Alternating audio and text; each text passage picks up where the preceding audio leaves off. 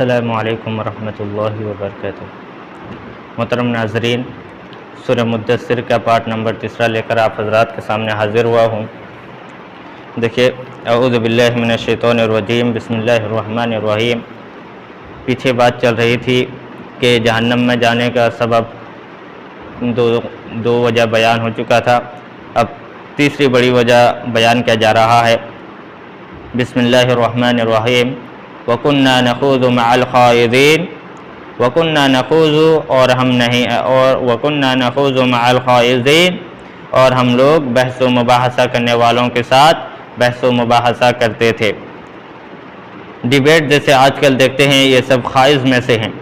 جو نیوز چینلوں میں آپ دیکھ رہے ہیں کہ مسلمانوں کو بدنام کرنے کا کوئی جھنڈا اٹھاتے ہیں، اور اس میں کچھ مفتی لوگ بھی بیٹھے رہتے ہیں، اور اتنے منحوس ہوتے ہیں وہ لوگ، اتنے بغیرت ہوتے ہیں وہ لوگ کہ اسلام کے تعلق سے طرح طرح کی باتیں ہو رہی ہیں، وہ ڈیفینس بھی نہیں کر رہے ہیں۔ وہ ڈیفینس کہاں سے کر پائیں گے؟ پہلی بات تو وہ ان کی سپورٹ کر رہے ہیں اور ڈیبیٹ مار رہے ہیں، 400-500 لے کر وہ وہاں بیٹھے ہوئے رہتے ہیں، اور خود تو بدنامی کا لبادہ اوڑھے ہوئے ہیں، اور پوری امت کو، پوری قوم کو ذلیل و رسوا کرنے میں لگے ہوئے ہیں۔ تو ہم لوگوں کا ایسے چینلوں کو دیکھنا بھی ان لوگوں کا سپورٹ کرنا ہے، گویا ہم لوگ ان لوگوں کے ساتھ شامل ہو رہے ہیں۔ ہم بحث و مباحثہ کرنے والوں کے ساتھ بحث و مباحثہ کرتے تھے۔ مطلب یہ ہے کہ اسلام کے خلاف باطل خیال کے لوگ جو اسلام کے تعلق سے طرح طرح کی باتیں بناتے ہیں، ہم بھی ان کے ساتھ بات بنایا کرتے تھے۔ آج ذرا غور کیجیے گا، کوئی غیر مسلم یا کوئی اسلام کا دشمن مسلمانوں کے تعلق سے کوئی بات بول دیتا ہے، اور ہم لوگ ہی اس کو سب سے زیادہ پھیلانے میں لگ جاتے ہیں۔ اس کو ڈیلیٹ کرو نا، کیا ضرورت ہے اس کو آگے بڑھانے کی، ورنہ ہم بھی خائضین میں داخل نہ ہو جائیں، ان لوگوں کے ساتھ کہیں ہم لوگوں کا معاملہ بھی بگڑ نہ جائے۔ ہم بھی تو اس پروپیگنڈا کو پھیلا رہے ہیں، اگر کوئی اس طرح کا پروپیگنڈا پھیلا رہا ہے اس کو وہیں ڈیلیٹ کر دو۔ وَكُنَّا نُكَذِّبُ بِيَوْمِ الدِّينِ، وَكُنَّا نُكَذِّبُ، اور ہم جھٹلاتے تھے بیوم الدین، یوم جزا کو۔ جہنم میں جانے کی 4 وجہیں بیان کیے ہیں یہاں جہنمیوں نے۔ نمبر 1، نماز نہ پڑھنا۔ نمبر 2، مسکینوں کو کھانا نہ کھلانا۔ نمبر 2، بلا فائدہ کے ڈیبیٹ میں شریک ہونا اور ان کی ہمنوائی کرنا۔ نمبر 4، قیامت کا انکار کرنا۔ علامہ جلال الدین قاسمی حفظہ اللہ اپنی تفسیر میں، اس آیت کی تفسیر میں لکھتے ہیں کہ جہنمی اپنے جرائم میں سب سے پہلے ترک صلاۃ، یعنی نماز کو چھوڑنے کو گنوائیں گے۔ گویا اس وقت انہیں معلوم ہوگا کہ سب سے بڑی غلطی ترک صلاۃ تھی، نماز چھوڑنا سب سے بڑی غلطی تھی۔ اگر وہ نماز کا اہتمام کرتے تو نماز خود بخود انہیں دیگر برائیوں سے روک دیتی۔ آپ حوالہ دیکھ سکتے ہیں، ذکر للعالمین، جلد نمبر 3، صفحہ نمبر 440۔ اب جنتی سوال کر رہے ہیں جہنمیوں سے، تو یہ سوال جنتی جنت میں ہے اور جہنمی جہنم میں ہے، تو یہ سوال و جواب کیسے کریں گے؟ اس کے جواب میں بھی علامہ جلال الدین قاسمی حفظہ اللہ نے اپنی تفسیر میں لکھا ہے، کہتے ہیں کہ جہنمی اور جنتی دونوں کا کلام ہوگا، جنتی جہنمیوں سے بات کریں گے۔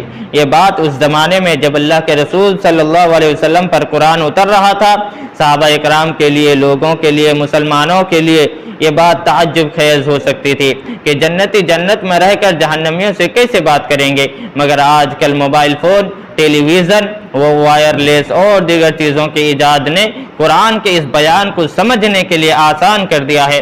آج ہم دور دراز سے رہ کر، کوئی کہاں پر ہے، دنیا کے کسی بھی کونے میں ہے، آج ہم یہی سے رہ کر پلاسٹک کے بنے ہوئے ایک آلے سے ہم بات کر لیتے ہیں، وہ تو جنت ہے۔ یہ سوال ہی ختم ہو جاتا ہے، وہ کہیں گے اچھا اتان الیقین، یہاں تک کہ اتان الیقین، ہمارے پاس آ گیا موت۔ یعنی تاحیات ہم لوگ یہی کام کرتے رہے، یعنی نماز بھی چھوڑتے رہے اور مسکینوں کو کھانا بھی نہیں کھلاتے رہے، اور بلا فائدہ کے ڈیبیٹ کرنے والوں کے ساتھ ڈیبیٹ کرتے رہے اور قیامت کو جھٹلاتے رہے۔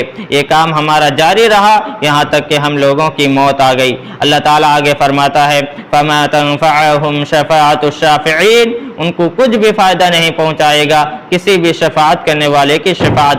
فَمَا تَنْفَعُهُمْ، ان لوگوں کو نہیں فائدہ پہنچائے گا شفاعت الشافعین، سفارش کرنے والوں کی یا شفاعت کرنے والوں کی۔ دنیا میں تو بڑے پاورفل لوگ ہوتے ہیں، ان کی پہنچ بہت آگے تک رہتا ہے۔ اگر کسی بندے کو پھانسی بھی اگر ہونے والا ہے تب بھی سفارش کی گنجائش رہتی ہے۔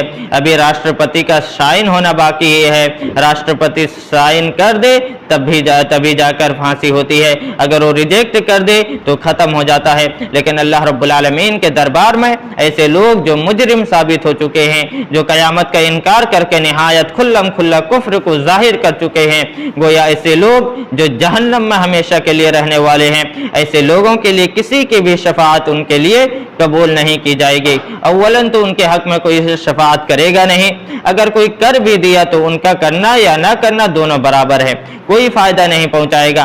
ہاں البتہ ان کے علاوہ جو دیگر لوگ ہیں ان کے لیے سفارش ہو سکتی ہے، اللہ کے رسول سفارش کریں گے اور بھی دیگر مومنین سفارش کریں گے، جیسا کہ آپ حدیث کی کتابوں میں پڑھے ہوں گے۔ لیکن یہ وہ لوگ ہیں جو ان چاروں گناہوں کے مرتکب ہیں، کوئی ان کا سہارا بننے والا نہیں ہوگا قیامت کے دن، اس لیے بننے والا نہیں ہوگا۔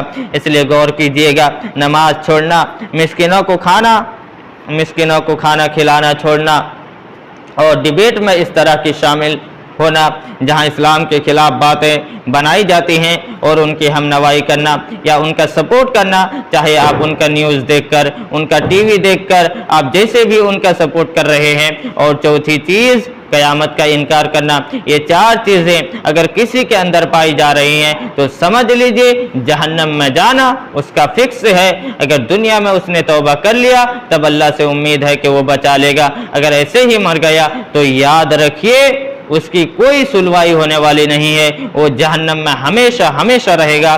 آگے اللہ رب العالمین فرماتا ہے فَمَا لَهُمْ عَنِ التَّذْكِرَةِ مُعْرِضِينَ، فَمَا لَهُمْ ان لوگوں کو نہیں ہے عن التذکرۃ نصیحت سے معرضین، اور وہ لوگ نہیں ہیں عن التذکرۃ نصیحت سے معرضین، منہ موڑنے والے۔ فما لهم عن التذکرۃ معرضین، کہ کیا ہو گیا ہے ان لوگوں کو نصیحت سے منہ موڑ رہے ہیں، یعنی اللہ تعالیٰ مشرکوں کی حالت پر اظہار حیرت کرتے ہوئے فرما رہا ہے کہ کیا ہو گیا ہے۔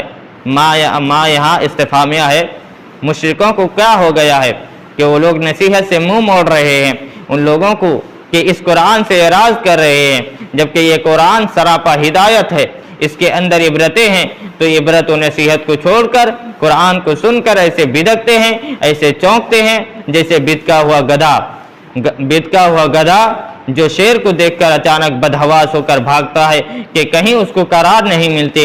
قرآن کی آیت سن کر وہ ایسے ہی بدکتے ہیں، جبکہ قرآن ان کے لیے نصیحت ہے، اس کو سن کر بھاگتے ہیں جبکہ سن کر قریب آنا چاہیے۔ آگے اللہ رب العالمین فرماتا ہے کأنہم حمر مستنفرہ، کأنہم گویا کہ وہ لوگ حمر مستنفرہ، بدکے ہوئے گدھے ہیں۔ جیسے کوئی گاڑی آ رہی ہو اور اچانک ہارن مار دیا جائے تو جانور کتنا زبردست اچھل کر بھاگتا ہے، ایسے جانوروں کو پکڑنا آسان نہیں۔ اور خاص طور سے ذرا تصور کیجئے کہ وہ گدھا جو جنگل میں آرام سے رہتا ہو، یہ دراصل زیبرا کے لیے ہے جو جنگلوں میں رہتا ہے، اور شیر کو جب اچانک وہ دیکھ لیتا ہے تو ایسے بدحواس ہو کر بھاگتا ہے کہ وہ کسی چیز کو سنتا نہیں ہے، کسی کی طرف دیکھتا نہیں ہے۔ تو ایسا لگتا ہے کہ قرآن کی آیتیں سننے اور قرآن کی باتیں سننے میں یہ لوگ ایسے ہی بن جاتے ہیں جیسے شیر کو دیکھ کر گدھا یا جنگلی خچر جیسے وہ بھاگتے ہیں، ایسے ان لوگوں کی حالت ہو گئی۔ فرت من کسورہ، فرت تو بھاگ رہے ہیں، جو بھاگ رہے ہیں من کسورہ، شیر سے۔ عربوں میں یہ بات بڑی مشہور تھی کہ عرب کے لوگ جب کسی بات میں غیر معمولی بھاگنے کی تشبیہ دینا چاہتے تھے تو وہ گدھے کی تشبیہ دیتے تھے جو شیر کی آہٹ پا کر بھاگ پڑتے تھے۔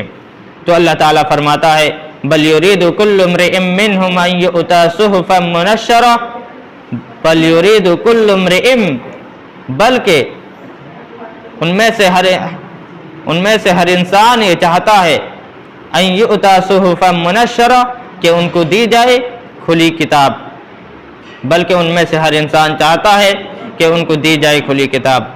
امام شوکانی رحمۃ اللہ علیہ لکھتے ہیں کہ مفسرین کا بیان ہے کہ مکہ کے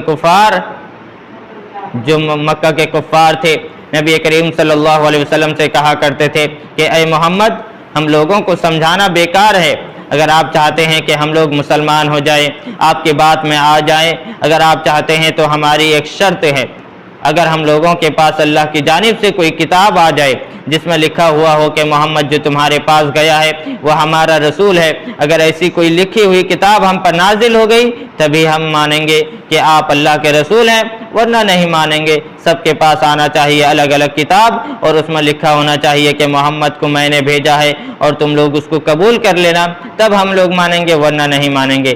یہ اصل میں نہ ماننے کا ایک بہانہ تھا ان لوگوں کی، تاکہ محمد لاجواب ہو جائے اور اپنی باتوں کو ترک کر دیں۔ اللہ تعالیٰ آگے فرماتا ہے کلا بل لا یخافون الآخرہ، ہرگز نہیں، بل لا یخافون الآخرہ، بلکہ وہ لوگ آخرت کو نہیں ڈرتے ہیں، بلکہ وہ لوگ آخرت سے نہیں ڈرتے ہیں۔ یعنی ان کے ایمان لانے کی اصل وجہ یہ نہیں ہے کہ ان کے مطالبات پورے نہیں کیے جا رہے ہیں، بلکہ اصل وجہ یہ ہے کہ آخرت سے یہ لوگ بے خوف ہو گئے ہیں، دنیا ہی کو ہر چیز سمجھے ہوئے ہیں۔ اللہ تعالیٰ فرماتا ہے کلا، ہرگز نہیں، انہو تذکرہ، بے شک یعنی قرآن تذکرہ، نصیحت ہے، فمن شاء ذکرہ، پس جو چاہے نصیحت حاصل کر لے، وما یذکرون الا ان یشاء اللہ هو اہل التقوی و اہل المغفرہ، اور وہ لوگ نصیحت حاصل نہیں کر سکتے مگر یہ کہ اللہ ہی چاہے، وہی اس لائق ہے کہ اس سے ڈرا جائے اور وہی اس لائق ہے کہ